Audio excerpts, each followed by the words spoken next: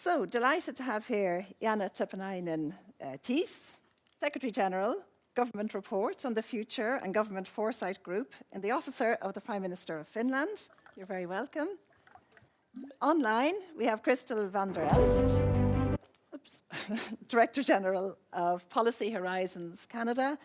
But Kristel has also been a speaker at previous ESPAS conferences, so it's very nice to have you back with us, Kristel. Pascal needs no introduction. He has been our chair of ESPAS, been with us all day. We have Dr. Käis Hammami joining us from Rabat in Morocco, and he is the director of the Strategic Foresight Centre of ICESCO.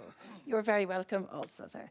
So, and Trish Lavery, who is our moderator for this session, recently appointed a climate intervention strategic foresight consultant at the Centre for Future Generations. Trish, I'll hand straight over to you. Thank you so much. And good afternoon, everyone. It's great to be here for the last session of the day.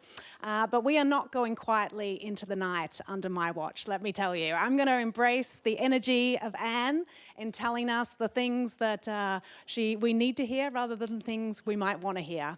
Because I do agree with her that that's our job as strategic foresight people, to sit with the futures that we find challenging.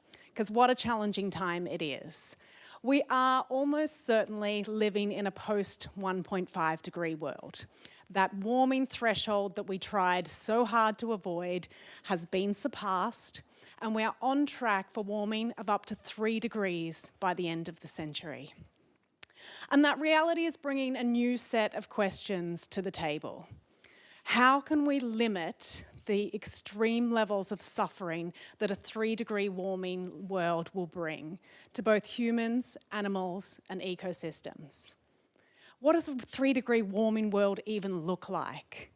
This reality is putting questions on the table and giving political attention to ideas that would have seemed fringe even a few years ago, like the one that's keeping me busy at the moment, looking at climate, the futures of climate cooling technologies such as geoengineering. Because it's possible that one day in the future, the use of these engineering technologies to deliberately engineer rather than inadvertently our climate might be considered to be less than the risk of living in an acceleratedly warm world. And if that's the case, who gets to decide on our global climate? Because these decisions are playing them out at a time when our time as an economic might in the West is declining. We're living in an increasingly divided world. The futures of multilateralism look increasingly uncertain. And we know that from history has shown us quite well, when our citizens are going through hard times, it tends to result in increases in populism and nationalism, a trend that perhaps we're seeing play out today in real time. Authoritarianism is spreading. The world now has fewer democracies than autocracies. And the erosion of democracy is subtle and incremental and increasingly driven by democratically elected leaders. And this makes it much harder to resist. And we've talked a little bit about the information crisis today and whether this is an irreversible trend. And I was heartened to see that the recognition that this isn't just an information crisis. Citizens are turning to alternative narratives because they feel disappointed with democracy. They feel like they are being left behind. And this brings an uncomfortable question to us as foresight practitioners and policymakers. We say we want diverse voices in our foresight processes. We know that that increases the quality of them. But are we making space for all of the voices that we're hearing in society? Are we genuinely including the voices of people that are going through hard times and might be turning towards populism or other movements because they don't feel heard? Or is inclusion only extend as far as the voices that we find more palatable? These are not rhetorical questions. They're the issues that many of us are grappling with, and they're the issues that many of us discuss over coffees when we meet up, but rarely in forums such as these. So let's not go quietly into the night. Let's tackle these in our last panel session of the day with our very illustrious and experienced panel that we have here. Jaana, I want to start with you. You're at the heart of Finland's government foresight process, a process that's often held up as exemplary. And you've just published the first part of the government report of the future in September, which really sort of sets out this very strategic foresight approach for really integrating foresight into Finland's governmental processes. But like the rest of us, you're trying to do foresight in a world where disruption's moving faster than policy cycles can keep up. So I'd love you to share with us, how do you maintain sort of long-term thinking when the political pressure is for immediate responses to these cascading crises? And how do you ensure your foresight includes voices that we might be uncomfortable hearing or challenge the political consensus? So this is working. Thank you, and thank you for the invitation to be here at ESPAS. It's always one of the highlights of the year. And thank you for also bringing up the government report on the future. So this is something that the Finnish government does every single government term since over 30 years. The Finnish system is, the foresight system is kind of rotating around this government report on the future, and it has been changed now since 2 government terms based on the parliamentary resolution. So one could say that we are fulfilling the will of the parliament in the way we do the government report on the future. And this is exactly this institutionalization of foresight, that it's embedded in this official dialogue between the government and the parliament. So when the government, it's mandated to give this report every government term, and now with the change of the first part being based on the resolutions of the parliament, a whole of government, and one could also say a whole of society scenario process, which is then debated in Parliament. So we have this, one could say, a 2-layer process. We have the layer of content through the scenario process done by all ministries of Finland. It's actually co-created, co-written by all 12 ministries of Finland. And we have extremely participatory processes, perhaps later a little bit on those you were asking about, whose voices are being heard. And I think this is a very important topic of its own. And then in the Finnish Parliament, at this very moment, I was just yesterday in a parliamentary hearing, every single week now in the last a few weeks, been in parliamentary hearings about the report.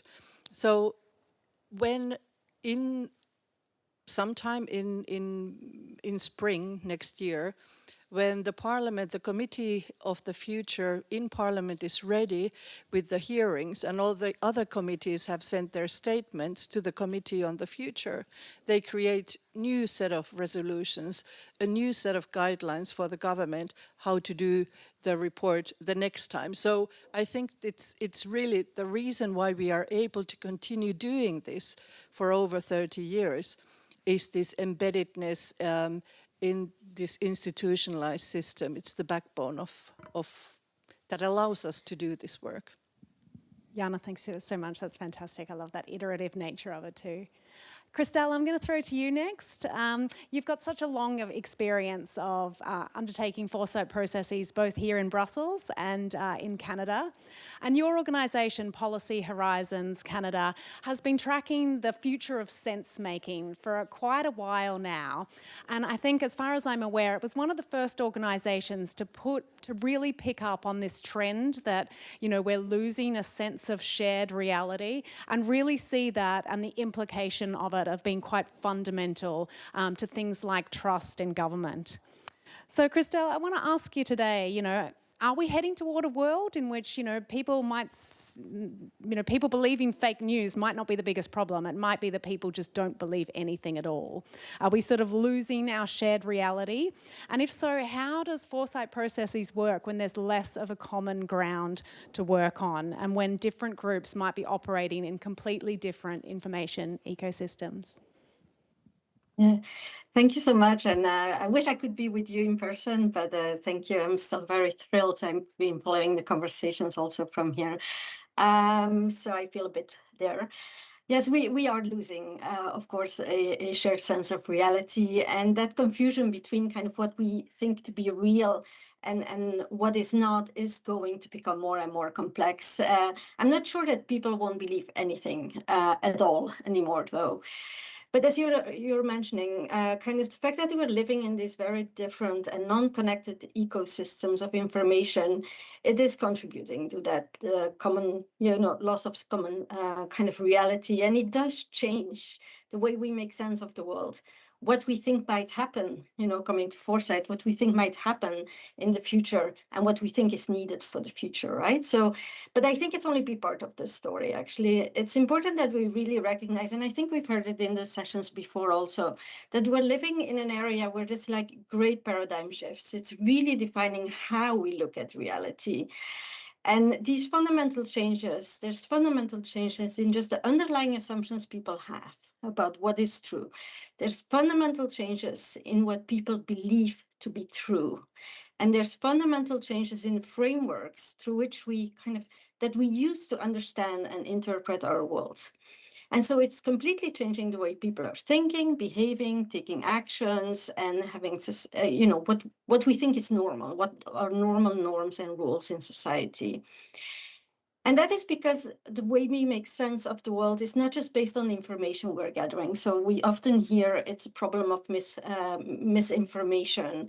That's not the only problem. It's also how do we take that information actually, how do we interpret it with our lived experience, with what we're actually seeing happen in reality. And so we're spending at the policy horizons, by consequence, a lot of time on looking at those very big paradigm shifts we're seeing in society. There's tremendous changes in our worldviews on the rules of international order. There's a questioning of our economic neoliberal models. There's shifts in how, very fundamentally, shifts in how we look at social solidarity, which has big consequences for democracy, for all the type of healthcare systems, education systems, and so much forward that we all rely on and take for granted. We're seeing diverging worldviews across gendered lines, and we're seeing, for example, young people having very different views on spending and debt than the older generation, how we would look at that. And so we think these are just some examples, but all these very different ways of looking at things, I think it's important that we do this from a place where we don't put value judgment on what is right and what is wrong to think. And how to behave, and to just be in a very inquisitive mode. And we promote with our decision makers in the public sector to be, to that awareness of those paradigm shifts. Because for a couple of reasons, really important. Like first one just being the fact that as we're going through these big changes, and they happen fast, there is going to be frictions. There's going to be people who live just through different prisms, and they think differently, they understand what's going on in a different way. And at some point, it will jeopardize the cohesion between people. And you're going to have to live with that and manage that. But also, I think it's very important that we, as people in the public sector, whether we're foresighters or the decision or the policymakers, that we work across those information and belief systems. Because it's really uncomfortable, right? It's uncomfortable in these moments where the old paradigms are kind of shifting away and kind of these new ways of seeing and perceiving things are emerging. It's uncomfortable, it's challenging, but it's also a great kind of moment where you can maybe let go of some of the structures and beliefs that were frankly not very useful or not very, productive, and to kind of rethink things. So conclusion of your question, if you want to do good foresight, coming back to foresight in terms of doing a good job of, trying to understand what is happening in the future, what we might want to happen in the future, and how we get there. I would say a good start is just recognize the reality that people hold just different beliefs, and they're not just based on data. They're also based on narratives and on lived experience.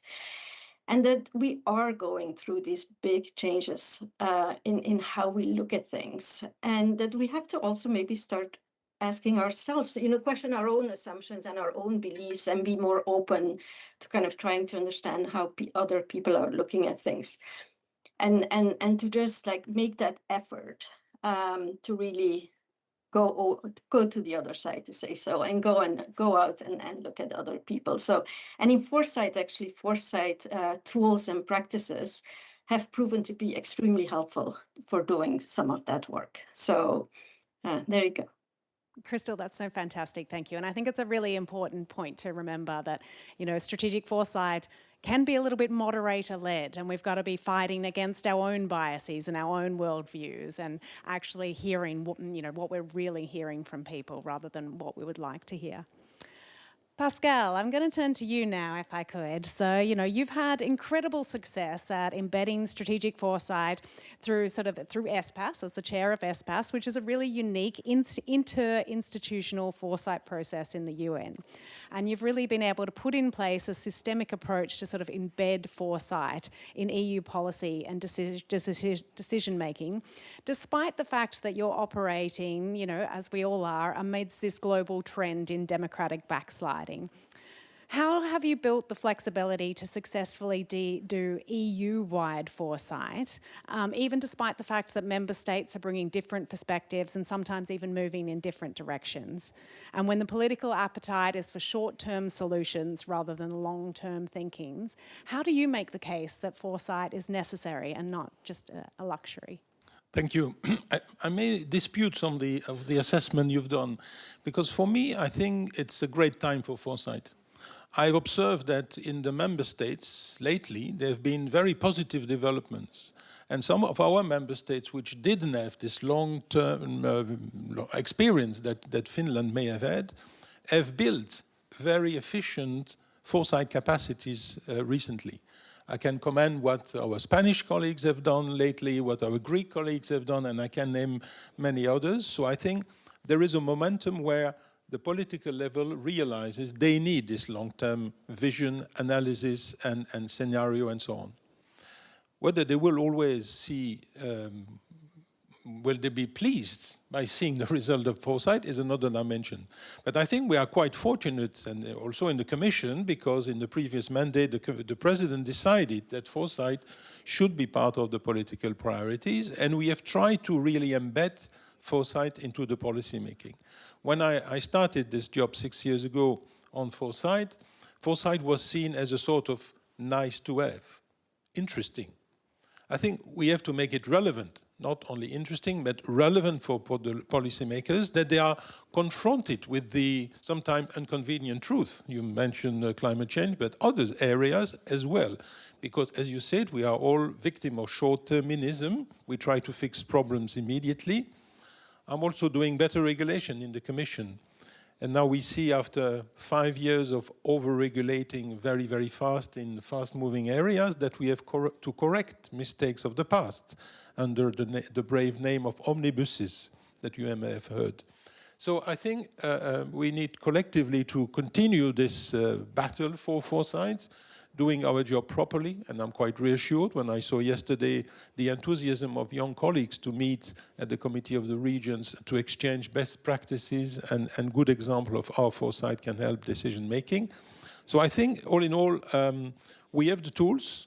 Ultimately, it is a political choice, and we have to recognize that. Maybe one trick we've done in the Commission which helps is to distinguish and to dissociate the foresight scientific work from the policy-making work. And when I started this work, it was very important for the foresighters that their work was not sort of polluted by the policy making, saying that we want to see these conclusions in your foresight work. And I think we've been able to dissociate the two and to make the separation clear that this is the foresight activity, results of the foresight scenarios and weak signals and the rest. But it's for you to take the responsibility. Don't try to mix up the roles. Yeah, I think that independence is really, really an important factor there. Käis, I'm going to turn to you now. Thanks for joining us online. So you lead the strategic foresight and artificial intelligence work at ICESCO that's been created with the support of 50 member states across the world and is the first think and do tank of its kind in Africa and the Islamic world. And I want to ask you, if I could, how you've built that. You're building foresight capacity across regions that have their own challenges, are experiencing climate change acutely, while also watching the global economic order shift. So can you tell us, how do you navigate building consensus across 50 different member states where shared futures sometimes feel increasingly difficult to imagine? And can you tell us too, does foresight look different when it's not centred on Western assumptions and priorities? Thanks, Käis. Thank you for invitation, and thank you very much for the question. I think there is a growing gap around the world between the abundant knowledge from the outside and limited local knowledge. Many regions still rely on external models and ideas, which means their future are often shaped by other instead of by our cultures and systems. At ICESCO, we lead the strategic foresight and artificial intelligence work with the 53 member states across Africa. I think 26 states from Africa and the Arab world and Asia.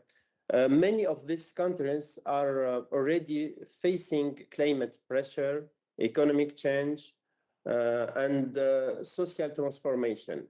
For us, foresight is not abstract. It is something we use every day to help countries stay strong and plan ahead. Our work always begins with culture and context.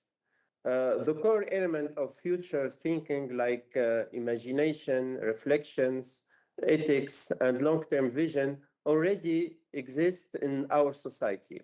Our philosophy, our spiritual tradition have always encouraged people to think beyond the present. This shows that future thinking is not important. It is already part of who we are.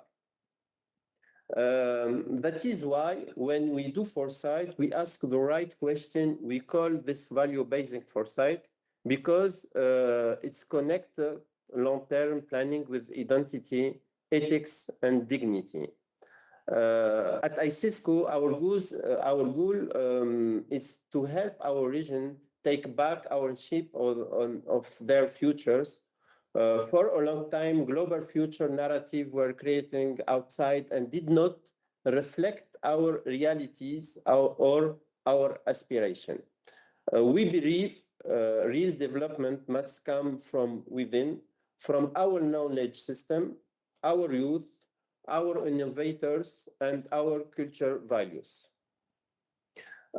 We use foresight to connect this strength with modern strategic planning. We do this in three main ways. Building national capacity is our priority. Linking foresight with AI. We have many projects in this area, and co-creating future across 53 countries. So yes, our foresight is different. It focuses less on predicting the future and more in involving people. When foresight is rooted in culture, people trust the process. Käis, thank you so much. I was at the Asia Pacific Futures Network meeting a few weeks ago and heard very similar things about the lack of applicability from scenarios created outwhere and being sort of shoved on people without their ability to shape them through their own voice and with their own culture and context. I think we're about to see the results of the Slido poll, if I'm not mistaken. While we're waiting for that to come up, I might open the floor to questions, and I'll grab a couple of questions, if I may. Okay, we've got the Slido poll up here.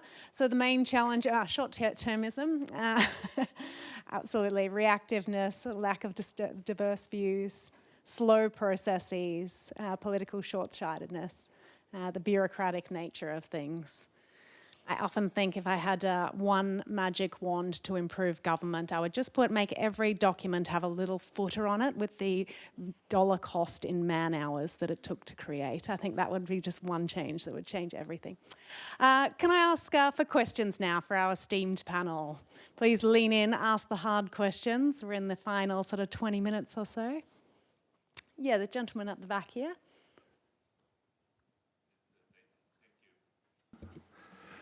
I think the mic is on, yes.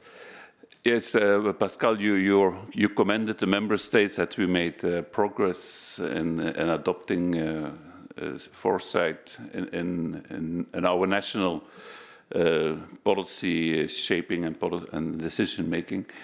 But I'm wondering whether there's also not a room at the EU level that we make a stronger link between on foresight at the one hand, which is already being done in the different EU institutions, including in the Secretariat-General of the Commission. At the one hand, so foresight and also strategic policy development and political decision-making at the level of the Council and also of the European Council.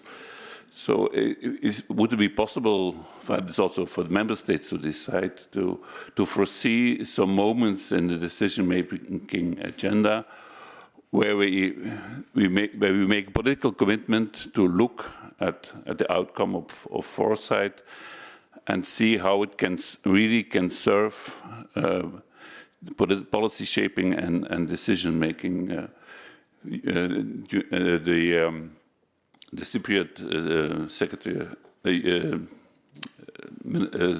Secretary for European Affairs already mentioned, for instance, the format of the ministers of the future, which are the ministers of EU competent for EU affairs, gathering in a foresight capacity.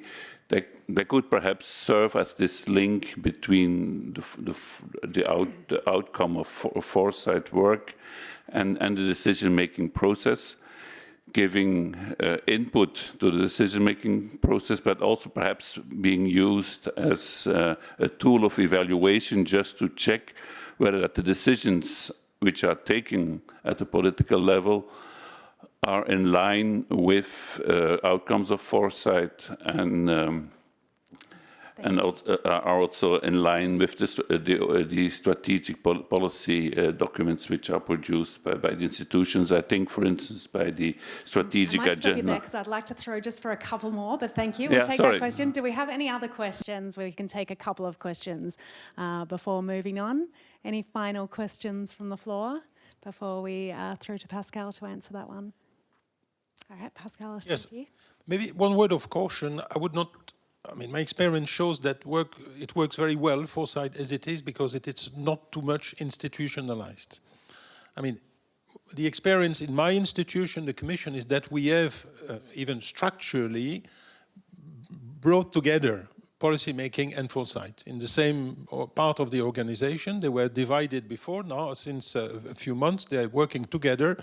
And they should mutually sort of enrich themselves by defining the topic for the next year or the year after work program of the Commission and so on. So I'm talking for my institution. I think the beauty of foresight so far has been that we cooperate willingly between the institutions. That ESPAS, we work with 9 institutions, bodies, and now we have extended to the agencies. And we do not force anybody, because then soon, if you institutionalize it too much, you find into sort of ranking who is best, and then it starts making recommendations and scoring and all the rest. I think we shouldn't move there. I'm with you. We need to mobilize the political level. We're trying that with the pompous term of ministers of the future. So our General Affairs Council is meeting once every semester in this formation of ministers of the future. But I think they are still looking at the future, as their name says, but without concrete results or concrete impact. So I think the next challenge will be precisely, as you identify, to make the link between the foresight-rich work that we do together and what it means in terms of political decision-making, either looking at new challenges or seeing backwards what we have delivered good. I mean, Anne has talked in the previous session about the unintended consequences of what we have done in some part of the legislation, and I think it's where Foresight can help.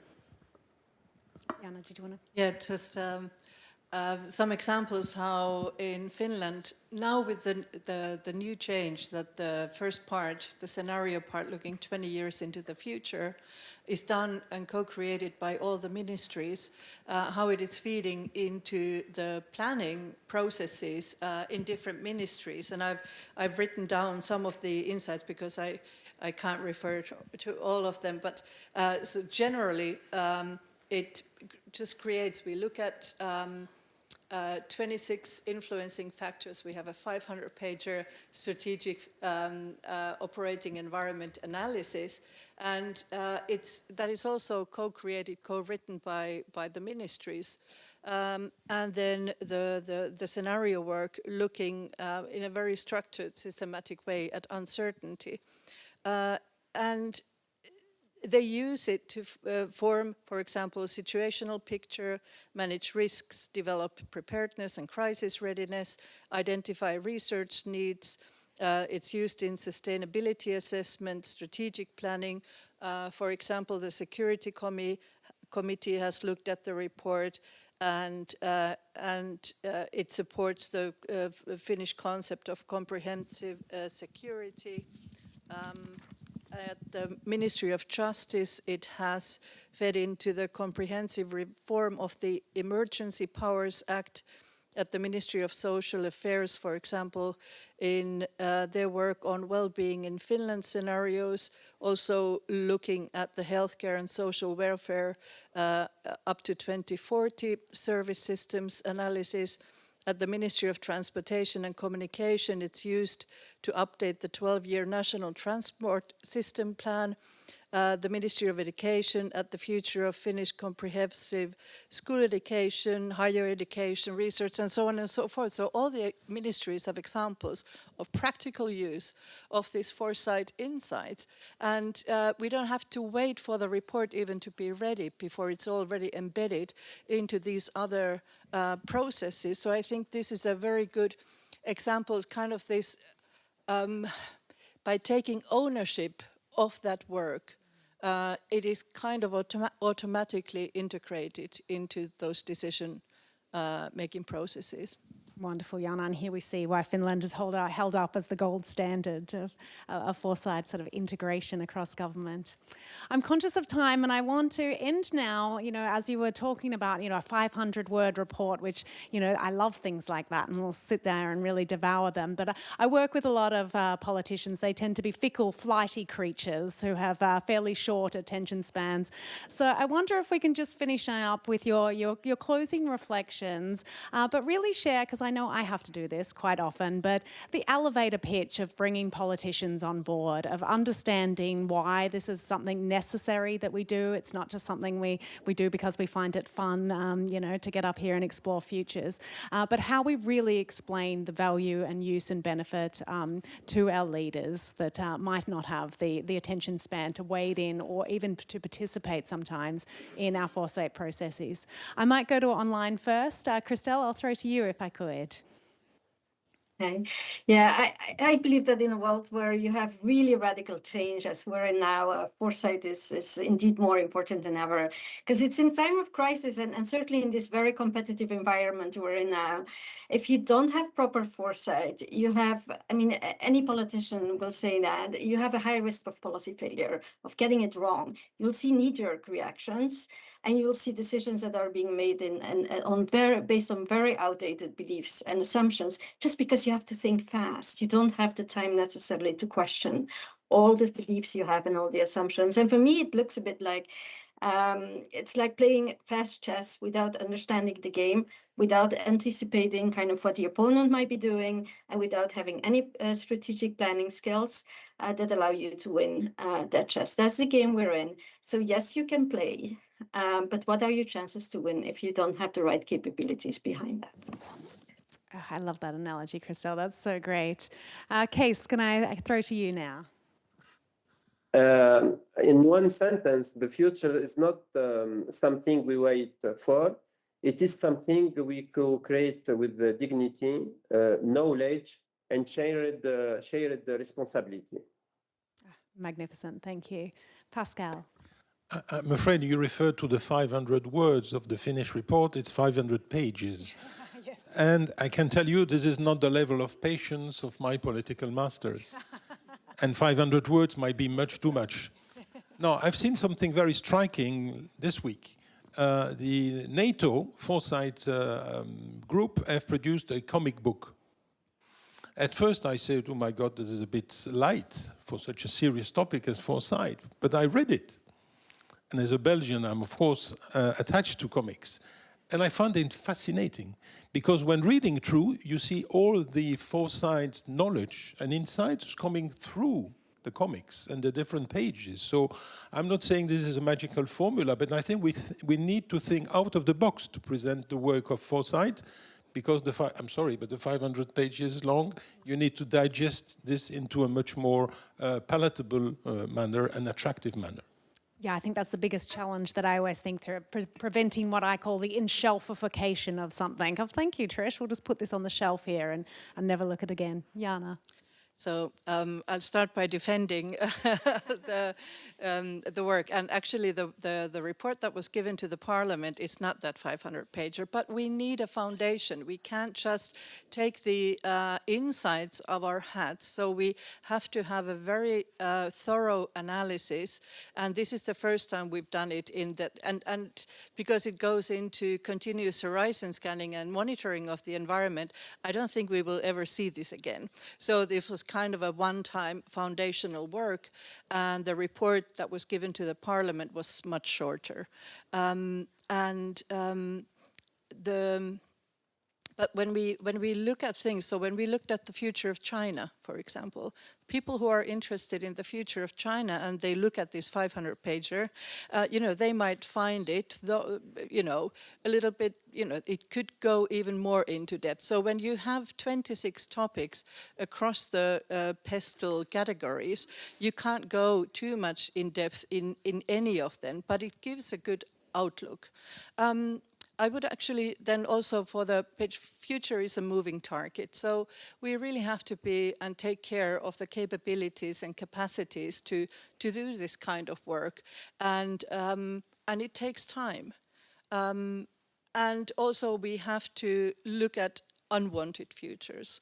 So this is sometimes there is this strive just to look at the normative futures, the future that we want, but our situational picture is not complete, and our understanding of the operating environment is not complete if we also don't go and look at that unwanted futures to especially support preparedness. Perhaps on a last point to what you were saying, that sometimes foresight is a little bit difficult to perhaps digest for some. And there is a cognitive dissonance very often related to futures work. And there is a fallacy of realism very often, or the fallacy of rationality. It's very often, there were a mention of Kristel of beliefs, when our belief systems are not in line with these possible alternative futures, but we still should listen to the future. Thank you. What a magnificent note to finish on. Thank you very much. Can I ask you all folks to join me in thanking my esteemed panel here today?